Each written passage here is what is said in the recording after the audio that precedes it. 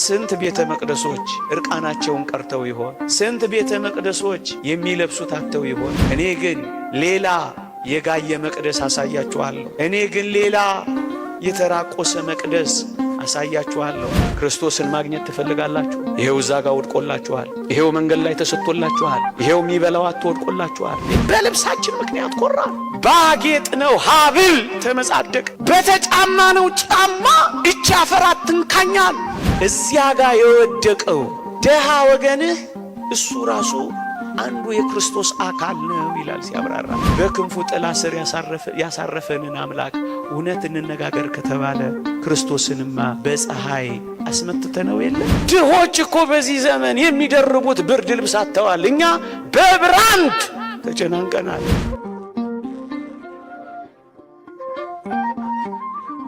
የክርስቶስ እውነተኛ መቅደስ የአማኙ ነፍስ ናት። እናስጊጣት፣ ልብስም እንስጣት፣ ስጦታም አንንፈጋት፣ በእርሷ ጌታን እንኳን ደህና መጣህ እንበለው ይላል። ስለ ተረሳው መቅደስ ማስታወስ ፈልጌ ነው። ሕንፃ ቤተ ክርስቲያን መቅደስ ነው። ማኅበረ ምእመናን ስብስባችን መቅደስ ነው። አንድ ምእመን አንድ አማኝም ራሱ መቅደስ ነው። ይሄ ሊቅ ያለው በሶስተኝነት ስለጠቀስኩት ስለ አንዲት አማኝ ስለ አንድ ነፍስ ነው። የክርስቶስ መቅደስ ነው ይልና ልብስም እናልብሰው፣ እናስጊጠው፣ ስጦታም አንንፈገው ይልላችኋል። ሊቃውንት አሁን ስለምናገረው ነገር ሲያብራሩ ምን ይላሉ? እግዚአብሔር የነዳያንን ሆድ መቅደስ አድርጎ የሚቀበላት መባ ስጦታ ምጽዋት ናት ይላሉ። እዩ፣ እግዚአብሔር በሰጪ አድሮ የሚሰጣት በድሆች ሆድ መቅደስነት ደግሞ የሚቀበላት ልዩ ስጦታ መባ ምጽዋት ናትና አንዱን አማኝ እናስጊጠው፣ እናልብሰው፣ ስጦታም አንንፈገው ይላል። ወገኖቼ የእግዚአብሔር ቤተ መቅደሶች ናችሁ የሚለውን የቅዱስ ጳውሎስን ቃል ያዙና እላይ በመግቢያዬ ላይ ያነሳሁትን የሊቁን ሐሳብ አጣጥሙት። ይኸውም በነባቢት ቤተ መቅደስ በድሆች ሆድ ውስጥ ለእግዚአብሔር የምትቀርብ ተቀባይነት ያላት ቁርባንማ የክርስቲያኖች ምጽዋት ናታ። እንደ ስጦታ የሚቀበላት በሚናገር መቅደስ በአማኝ ነፍስ ሆድ ውስጥ ሆኖ የሚያሸታት መልካሟ ቁርባን ምጽዋት ናት ይላሉ አባቶቻችን። ወገኖቼ እጅግ ደስ ስለሚለው ስራችን ጥቂት ልመስክር። እግዚአብሔር ይመስገን። በዚህ ዘመን ያረጀ ቤተ መቅደስ እያደስን ነው። እግዚአብሔር ይመስገን። በዚህ ዘመን እግዚአብሔር ይመስገን የፈረሰ መቅደስ እየሰራን ነው። እግዚአብሔር ይመስገን። በዚህ ዘመን ባለፉት ጥቂት ዓመታት እንደምታስታውሱት በጅጅጋ እንኳን 5 በአላውያን በአረማውያን የተቃጠሉ መቅደሶቻችንን በአንድ ዓመት ውስጥ ሰርተናል። እግዚአብሔር ይመስገን። እግዚአብሔር ይመስገን። የተዘጉ መቅደሶችን ከፍተን በዕጣን ሞልተን ሙጃ የሚሸተውን መክፈት ችለናል። ብዙዎች የተዘጋ እየከፈትን ነው። እግዚአብሔር ይመስገን። ሰው የሌለባቸውን እየጎበኘን ነው። እግዚአብሔር ይመስገን። ለቤተ መቅደስ የጎደለውን እያሟላን ነው። እያስጌጥን እያሸበረቅን ነው። እግዚአብሔር ይመስገን። ይህ ምንኛ ድንቅ ሥራ ነው ወገኖቼ። በዚህ ዘመን ያለን ሰዎች እየተመሰገንን ነው። እግዚአብሔር ይመስገን። እኔ ግን ሌላ የጋየ መቅደስ አሳያችኋለሁ። እኔ ግን ሌላ የተራቆሰ መቅደስ አሳያችኋለሁ። እኔ ግን ሌላ የዘመመ መቅደስ አስጎበኛችኋለሁ። እኔ ግን ሌላ የተዘጋበት ደጅ አሳያችኋለሁ። አዎ እግዚአብሔር ይመስገን። ለዚህኛው መቅደስ ብዙ ተግተናል። ግሩም ነው። ግንማ ሌላ የተረሳ መቅደስ አለ። ሌላ የወደቀ መቅደስ አለ። ሌላ የፈረሰ መቅደስ አለ።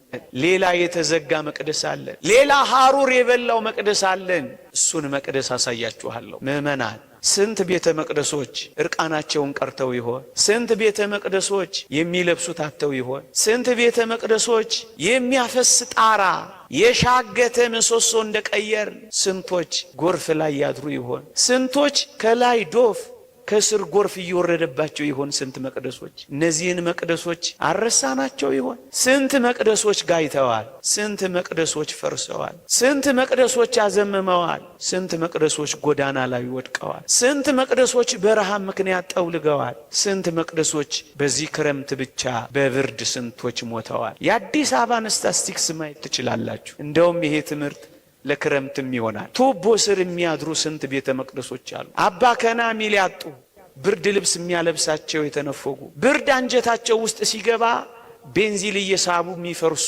ስንት ሕፃናት ብሔራዊ ቲያትር ቆመዋል። እና መቅደሶች አልጋዩም ልትሉኝ ነው? እና መቅደሶች አልፈረሱም ልትሉኝ ነው? እና መቅደሶች አልተረሱም ልትሉኝ ነው? እና መቅደሶች አላረጁም ልትሉኝ ነው? ወገኖቼ ስለዚህኛው ቤተ መቅደስ ማሰባችን አያስወቅሰንም። ያ መቅደስ ግን መርሳታችን ያስወቅሰናልና ነው የተረሳው ቤተ መቅደስ ያልኳችሁ። እዩ በቅዱስ ዮሐንስ አፈወርቅ ዘመን ደሃ ወገናቸውን እየረሱ ከእግዚአብሔር ዋጋ የሚያገኙ እየመሰላቸው ቤተ ክርስቲያንን የወርቅና የብር ማከማቻ አድርገዋት ባየ ጊዜ ሊቁ ቅዱስ ዮሐንስ አፈወርቅ ተበሳጨ፣ መንፈሱም ተናደደበት እና ምን አለ መሰላችሁ? የሱን ቃል በቃል ነው ማነብላችሁ። ቁም ነገሩ ደሃ ወገናቸውን ረስተውታል። የእግዚአብሔርን ቤተ መቅደስ ግን በወርቅና በብር መከማቻ አድርገውት ሊበላሽ ደርሶ አይቶታል እና ምን አላቸው መሰላችሁ? እንዲህ አለ፣ ደሃ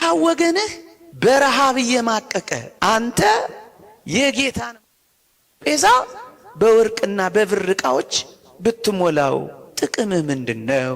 ነገር ግን አስቀድመህ ደሃውን አብላው፣ ደሃውን አጠጣው፣ እንዲሁም አልብሰው ይልና በመቀጠል ማዕዱን መንበሩን በፈለከው መልክ በወርቅም ይሁን በብር አስጊጠው። መጀመሪያስ እዚያ ጋር የወደቀውን፣ መጀመሪያስ እዚያ ጋር የተራበውን፣ መጀመሪያስ እዚያ ጋር የተራቆተውን እሱን መጀመሪያ፣ ከዛስ ከፈለክ በወርቅ ከፈለክ በብር ከፈለክ በእንቁ ከፈለክ በያስፔድ በፈለከው አስጊጠው አለ። መጀመሪያ ግን ያኛውን መቅደስ አትርሰው። እንደውም ይቀጥልና ለጥሙ ጠብታ ታክል ቀዝቃዛ ውሃ እንኳን ሳትሰጠው የወርቅ ጽዋን ስጦታ አድርገህ ለእግዚአብሔር ታመጣለታለህ ይላል። እዚያ እኮ ጠብታ ውሃ አጥቷል። አንተ ግን ለእግዚአብሔር የወርቅ ጽዋ በማምጣትህ በጣም ደስ የምታሰኘው ይመስልሃልን? ይልና ደሃ ወገንህ አካሉን የሚሸፍንበትን እራፊ ጨርቅ ለድሃ ወገን ነፍጋው፣ መንበሩን ግን በወርቅ ግምጫ ጨርቅ በማስጌጥህ ከጌታ ዘንድ የረባ ዋጋ አገኛለሁ ብለህ ታስባለህ? እንዲህ በማድረግ አምላክህን በስጦታ ልትሸነግለው ትፈልጋለህ ይላል። ምን ማለት ነው? እዩ እዚያ ጋር የወደቀው ደሃ ወገንህ እሱ ራሱ አንዱ የክርስቶስ አካል ነው ይላል ሲያብራራ። ምክንያቱ ብራብ አበላችሁኝ ወይ? ራሱን። ብጠማ አጠጣችሁኝም ወይ? ራሱን። ብታረዝ አላለበሳችሁም ወይ? ድሃውን እኔ እያለ አካሉ ካደረገ ይላል። እዚህ በወርቅ ሐር ያስጌጥከውን ስጋ እዛ ጋር አራቅተዋልና እዚህም እዚያም አልብሰው። እዚህ ያከበርከውን ስጋ እዛ ጋር ለምን አራቆትከው?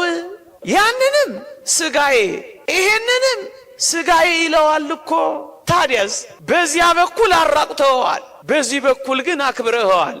እግዚአብሔር በዚህ ደስ የሚሰኝ ይመስልሃል ብሎ ነው የሚወቅሳቸው። የተወደዳችሁ ኦርቶዶክሳውያን አስቀድመህ ድሃ ወገንህን አስበው፣ መግበው፣ አልብሰው፣ ከዚያም ስጋውንና ደሙን ባህር ጨርቅ አክብረው። በዚያ ያከበርከውን በዚያ አታራቁተው።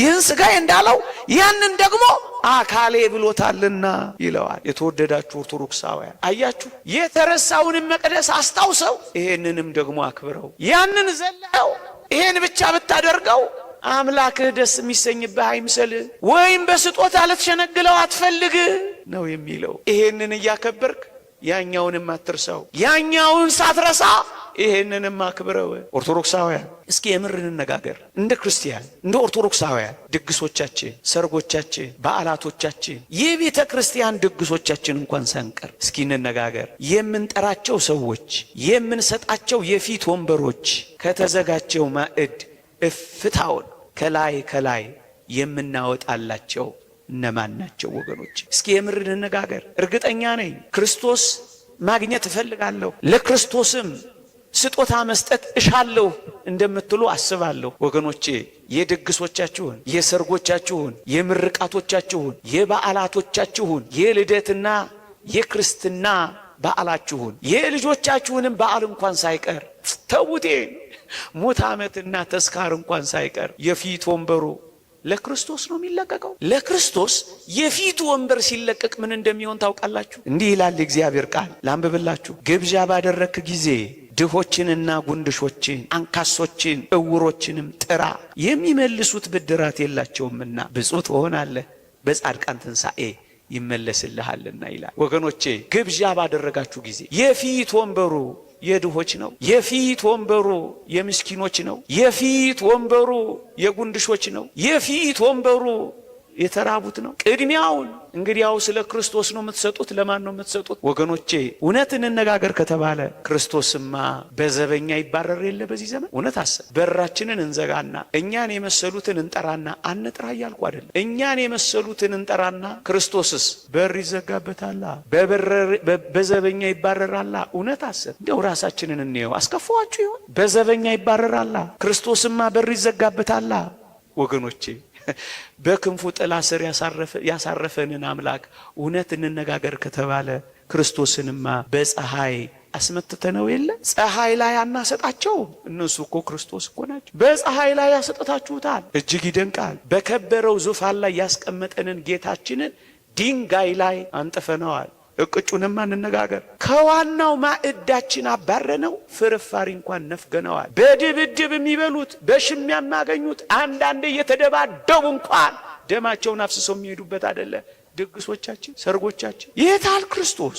ያማረውን ለምለም መስክ ያሰማራንን ጌታ እውነት እንነጋገር። ስለ ቃሌና ስለ ድፍረቴ ይቅርታ አድርጉልኝ። ሶፍት የተቀላቀለበት አይደለም እንሰጠው ነው አይደለም። የጋጥነውን አጥንት አይደለም እንወረውረው። እንደው ይቅርታ አድርጉልኝ፣ እንደው ውሻ አላደረግነው። የታል ክርስቶስ? የታሉ ድሆች? የታል ያ መቅደስ? የታል ይሄ ህይወት? የታል ይሄ ክርስትና? እውነት ነው ውሸት ነው የምንኖረው? አልተረሳም፣ አልተተወም፣ አልተባረረም። እመኑኝ። ደግሞም ታውቃላችሁ በዚህ ዘመን ትርፍራፊ እንኳን ያለ ዋጋ ማግኘት አስቸግሯል። ትልልቅ ሆቴሎች ትርፍራፊን እንኳን ለድሃ በገንዘብ መሸጥ ጀምረዋል። ምን ማለት ነው? የፊቱ ወንበር ከክርስቶስ ተባሯል። እውነት እንነጋገር ከተባለ እንዲህ አይደል እየኖርን ያለ? አልተረሳም ክርስቶስ። ሲተርፍ የምንሰጣቸው፣ ሲሻግት የምንወረውርላቸው፣ ቅራሪውን የምንጥልላቸው አይደለንም? እንደውም ሊቁ ቅዱስ ዮሐንስ አፈወርቅ ዳግመኛ እንዲህ ይላል፣ አንተ ከተገቢው በላይ ትመገባለህ። ክርስቶስ የሚያስፈልገውን እንኳን አልበላም። አንተ የተለያዩ ኬኮችን ትበላለህ። ክርስቶስ የደረቀ የዳቦ ቁራሽ እንኳን አልበላም። አንተ የተጣራ የወይን ጠጅን ትጠጣለህ። እሱ ቀዝቃዛ ኩባያ ውሃ እንኳን አልሰጠኸውም። አንተ በለሰለሰና በተለበጠ አልጋ ትተኛለህ። ነገር ግን እርሱ በውጭ ሆኖ በቁር ያልቃል። አንተ ለክርስቶስ የሆኑትን ገንዘቦች ሁሉ ጨርሶ ወስደሃል። ለምን መሰላችሁ? ከነዚህ ከታናናሾቹ ለአንዱ ስላላደረጋችሁ ለእኔ አላደረጋችሁም ስላለ እኮ ነው። የወደቀውን ረግጠ የገባው እኮ ክርስቶስ ነው። ለእኔ አላደረጋችሁም። ምእመናን ማንንም መውቀሴ አይደለም ወገኖቼ። ባለጠግነት በራሱ የሚነቀፍ አይደለም። እንዲህ አይነት ትምህርት ስናስተምር ባለጠጎችን የነቀፍን እንዳይመስላቸው። ባለጠግነት በራሱ የሚነቀፍ አይደለም ይላል ሊቁ አውግስጢኖስ። ይልቁንም አብርሃም ባለጠጋ ነበረ ይልና ድሃውን አልዓዛርን ከማቀፍ ግን ባለጠግነቱ አልከለከለውም ይልና ሁለቱም አብርሃምም ድሃው አልዓዛርም በጌታ ፊት ባለጠጎች ነበሩ ይላል። ኢዮብ ባለጠጋ ነበር። ባለጠግነት የሚነቀፍ አይደለም። ባለጸግነትን የምናወግዝም ይመስላቸዋል። አይደለም ምእመናን። እና ከእንግዲህም አሁን ስናገር ያንን እየነቀፍኩ እንዳይመስላችሁ፣ ጉርለታችንን እንድንሞላ እያሳሰብናችሁ ነው። እንደ እውነት እንነጋገር ከተባለ ያንዳንዶቻችን እኮ መኪና ቤት አላት። እውነት አሰብ የመኪና ቤት ማደሪያ አለ የለም? አዎ። ለክርስቶስ ግን አሁንም ድረስ ቤት ተነፍጎታል። ቤት የለውም። ለአንዳንድ መኪኖቻችን እኮ አቡጀዲ ጨርቅ የሚለብሱ ያማረ ልብስ ለብሰው የሚኖሩ መኪኖች አሉ። ብዙ የክርስቶስ መቅደሶች ግን ልብስ አጥተው ተራቅተው በውርጭና በብርድ የሚያልቁ አሉ። የኛ እኮ ቁም ሳጥን በቅያሪ ልብስ ተጨናንቋል። ምናልባት ልብስ ለመቀየር ጠዋት እኮ 5 እና 10 ደቂቃ ስናወጣ ስናወርድ ከዚያም ደግሞ የሰራተኛይቱ ዕዳ ይሆናል ረፈርፈድ ሲል። የልብሳችን ክምር እንዴት ብዙ ነው! በቁም ሳጥን የተጨናነቀ አለፍም ሲል እኮ እሱ ሲያረጅና ሲጠበን እንኳን ለድሃ የማይሰጥ እኮ ብዙ አለ። ልዋጭና ቅያሪ ዕቃ የምናስገባበት አሁን ግፍ እየተሰራ አይደለም ወገኖቼ? ድሃው ፀሐይና ብርድ ይፈራረቅበታል። አንዳንዶቻችን ግን ሞዴል መኪናዎችና ሞዴል ልብሶች እያፈራረቅ ኖረናል። ታዲያ ክርስቶስ የታል? ከዕለታት አንድ ቀን ለመቅደስ የምንሰጠው ብር፣ ያውም ደጅ ተጠንተን የምናመጣው ገንዘብ። ተው እንጂ ምዕመናን፣ ድሆች እኮ በዚህ ዘመን የሚደርቡት ብርድ ልብስ አጥተዋል። እኛ በብራንድ ተጨናንቀናል። ድሃው ክርስቶስ ከዋናው ማዕድ ተገፍትሯል። አንዳንዶቻችን ግን መጀመሪያ ስታርተር፣ ከዛ ዋናው ምግብ፣ ከዚያ ደግሞ ዴዘርት። አቤት ጉዳችን! ባለፈው እንዳልነው የአንዳንዶቻችን ምግብ በጣም አስቀል ይሆናል። ጥሩ ሳሊ ያሸበረቀው ሸራ መስሏል። በልኩና በመጠኑ መኖር አቅቶናል። ፍርፋሪ እንኳን ማግኘት ተስኖታል ወገኖቼ። ታዲያ ይሄን ሁሉ ከተነጋገርን በኋላ በረሃብ ምክንያት ክርስቶስ በረሃብ ምክንያት ለሞት ከተቃረበ በጌጣጌጥ ያሸበረቀ እኛ ምናችን ነው ወገኖቼ? እርግጠኛ ነኝ ለጌታችን ለተወደደ መድኃኒታችን ስጦታ ስጡ ብላችሁ ሁላችሁም እጃችሁ እንደምታወጡ አምናለሁ። እውነት አስብ። ግን አሁን ያልኳችሁን በማድረግ ለክርስቶስ እንስጠው። መጽሐፍ ቅዱስ እንዲህ ይላል፣ መልካም በማድረግ እንጂ በሹሩባና በወርቅ ወይም በእንቁ ወይም ዋጋው እጅግ በከበረ ልብስ አይሸለሙ። እህቶቼ፣ እናቶቼ በመልካም ማድረግ ተሸለሙ። በልክና በመጠን ኑሩ። ወርቅና እንቁ በማድረግ ያጌጠ ልብስ በመጫማት በማድረግ በመልበስ ድሆችን አታስቀኑ። በልኩና በመጠኑ ኑሩ ነው እኮ የሚለው። ይልቁንም መልካም በማድረግ በትሩፋት ታጌጡ ዘንድ ውደዱ ነው የሚለው። ይሄ ትሩፋት ምንድን ነው? ልጆችን በመልካም ማስተዳደር፣ እንግዶችን መቀበል፣ የቅዱሳንን እግር ማጠብ፣ በክርስቶስ ምዑዛት መሆን። በዚህ በትሩፋት አጊጡ፣ መልካም በማድረግ አሸብርቆ እንጂ ልከኛ ሁኑ። መጽሐፍ ቅዱስ እንዲህ ይላል፣ በልብስ ጌጥ አትታበይ፣ በከበርክበት ወራት ራስን አታኩራ ይላል።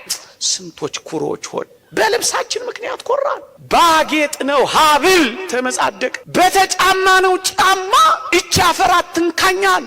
በምንነዳው መኪና ደሃውን መስታወቱን ዘጋንበት፣ ስቲከር ለጠፍንበት፣ ክርስቶስን አባረር ነው። የክርስቶስ አድራሻው የት ነው ካላችሁኝ፣ በደሃ ወይም በእንግዳ ሰው ነው። አንድ ሊቅ የተናገረው ላንብብላችሁ። ክርስቶስ ዘወትር ወደኛ የሚመጣው በደሃ ወይም በእንግዳ ሰው ነው። ክርስቶስን እንኳን ደህና መጣ ማለት ከፈለጋችሁ ቢያንስ አንድ ደሃ ይኑራችሁ መታጎርሱ፣ አንድ ደሃ ይኑራችሁ መታለብሱ፣ አንድ ደሃ እንኳን ደህና መጣ በሉት። ክርስቶስን አባ ቢሾይ ትዝ አይላችሁ? እግዚአብሔር እገለጥልሃለሁ አለው ይላል። ለሕዝቡ ሁሉ አወጀ። እግዚአብሔር በተራራው ላይ ይገለጣል ብሎ ነገረ። ሕዝቡ ሁሉ ወደ ተራራው ተመመ። ተራራው ላይ ከመውጣታቸው በፊት ግን ተራራው ግርጌ፣ ተራራው ስር ግን አንድ ደሃ ተቀምጦ ነበር። ወዴት ነው የምትሄዱት ይላቸዋል። ዛሬ እኮ የተወደደ ክርስቶስ እኮ በተራራው ላይ ይገለጣሉ ብሎናል ይሉታል። ባካችሁ እኔም ጌታዬ ልየው ባካችሁ ሰዱኝ እያለ ይማጸናቸዋል። እነሱስ ክርስቶስን ለማየት ወደ ተራራው ግስጋሴ። ከዛስ ተከማቸ ሕዝቡ። ልክ እዚህ ጉባኤ ላይ እንዳለው ተከማቸ። ማንን ጠበቃ? ክርስቶስ ይመጣል ብሎ ካሁን መጠበቅ ያዘ። መጨረሻ ላይ ደካማ የሆነው በጸሎት የበረታው አባ ቢሾይ እንደነገራቸው የእግዚአብሔርን መገለጥ በተራራዋ ላይ ሊያይ ወደ ተራራው ግርጌ ሲደርስ አንድ ደሃ ተቀምጧል። ሰውን ሁሉ እንደለመነው አሁንም አባ ቢሾይ ለመነው። እባክህ አባቴ ሆይ ክርስቶስን ማየት እፈልጋለሁ፣ እባክህ ውሰደኝ አለው። አባ ቢሾይም በርከክ አለ። በሽምግልና ጉልበቱ በጃጀ ጉልበቱ በርከክ አለና ደሃውን ምን አረገው? ተሸከመው። ስዕሉ እንደዚህ ታገኙታላችሁ። አባ ቢሾይ ምዕመናን ስንት ድሆችን ተሸክመን አሻግረናቸው ይሆን?